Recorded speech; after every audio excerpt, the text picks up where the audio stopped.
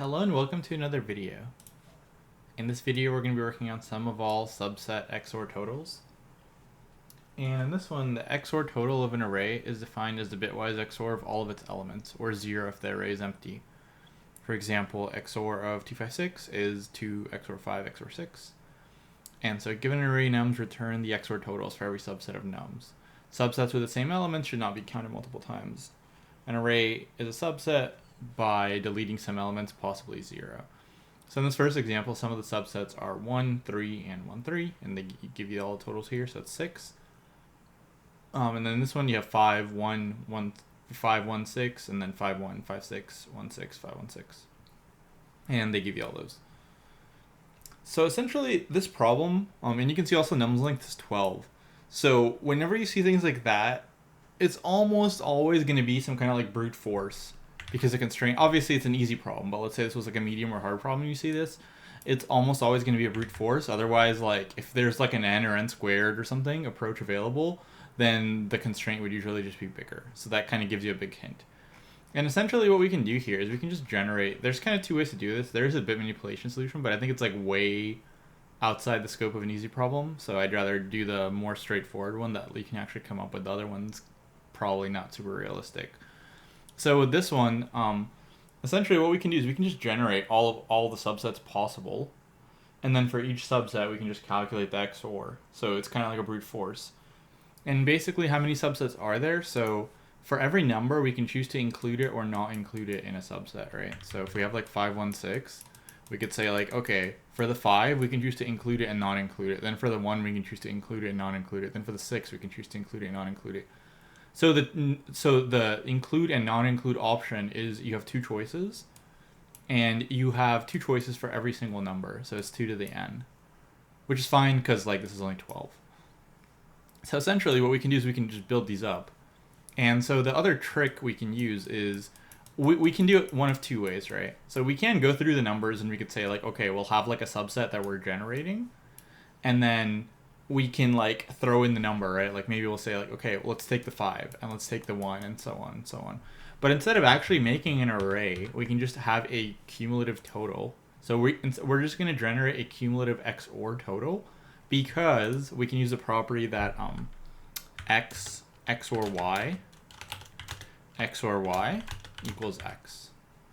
So whenever we have some big total, to get rid of a number, we can just XOR it with that number again. So essentially, if we have a number like 50, and we XOR it with 5, we'll get some number, right? Let's call it y. Then when we XOR it with 5 again, we'll get 50. Because whenever you XOR a number twice with the same number, you get 0. You go back to the original number. Because an XOR sum basically just counts numbers of 1s and 0s in the whole thing. So if I have something like this, basically what you do in an XOR sum is you just go down each bit and you say like, do I have how many 0s and 1s, how many 1s do I have really? So if I have an odd number of 0s or an odd number of 1s, I'll get a 1.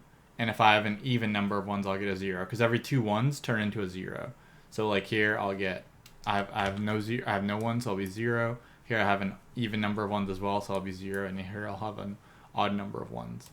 And so when I add the same number twice, like let's say I add this number twice, basically you will always have an even number of 1s in this addition. So this is the same as not adding anything at all.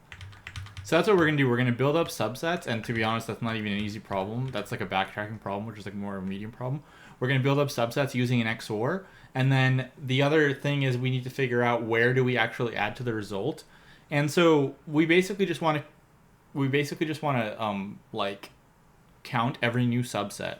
So anytime we add a new number, we will count that as a subset. Because for example, if our subset is like 5, right, and then we don't add the 1, we say like we'll skip the 1, then we still have 5. So we don't want to include 5 twice. But if we do add the 1, that's when we will include it. So essentially, we're going to build subsets. We're going to say, let's try to include the number. If we do include it, let's increment our result. And then let's recurse. And then let's not include the number and then recurse again. And that's how you'll build up all the subsets, and I can show you in the code. So we're going to build two variables, and normally if you do like a combinations problem, this works kind of the same way, except for you usually just have like an array of arrays or something, but here we just need two integers. So we'll have an integer result, and we'll have an integer like current total or current subset. We can call it like subset, and we'll make it equal to 0 because, like I said, we don't need to store the array of numbers. We can just have a cumulative total that we XOR with our current number, and then to get rid of it, we can just XOR with it again. So we're gonna call a function called backtrack, and we're gonna pass it an index. So we'll pass it 0, and then we'll pass it our nums array. And this is basically what we're going to be writing, the brute force function, the backtrack function that will generate all subsets and update the total. So we can make it here. It'll be void. And it's going to take an index and the array nums. So we can say if we are out of bounds, let's just like return. So we could say like if I equals nums length. Let's just return here because there's nothing else to do.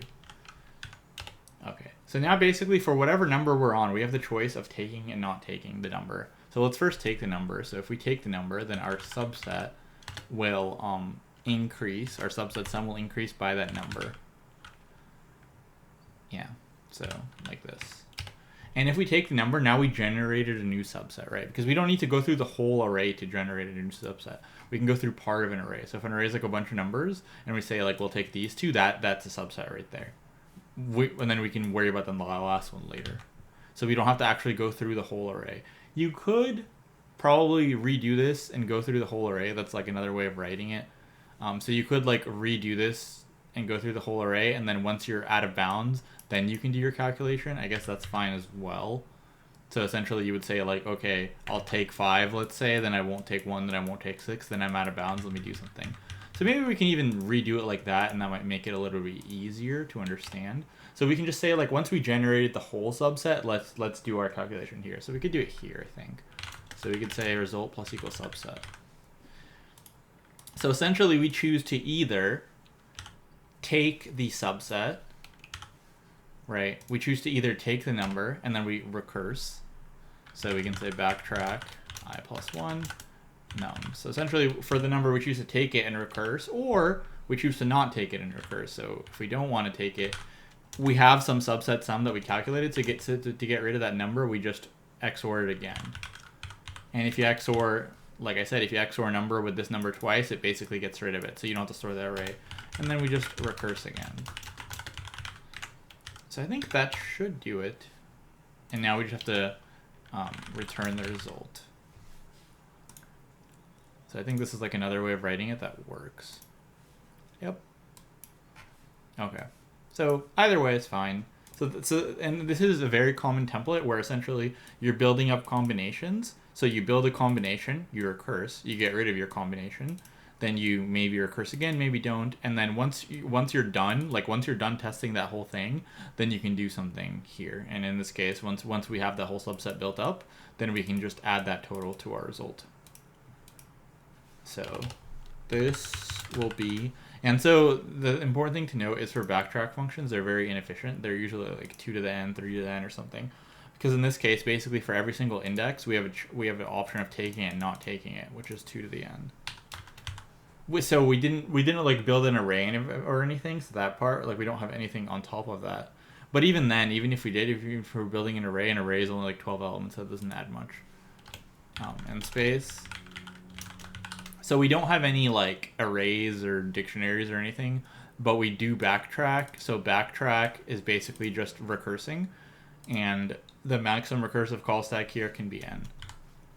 Because essentially, like for the first number, you choose to do something, then you recurse to the second number, choose to do something, recurse to the third, and so on and so on. So the maximum recursive call stack here is going to be O of n. And yeah, I think it's going to be all for this one. Definitely closer to maybe like an easier-ish medium. So, and if you have any questions, you can always ask in the comments or anything. And if you did like this video, please like it. And please subscribe to the channel. So I'll see you in the next one. Thanks for watching.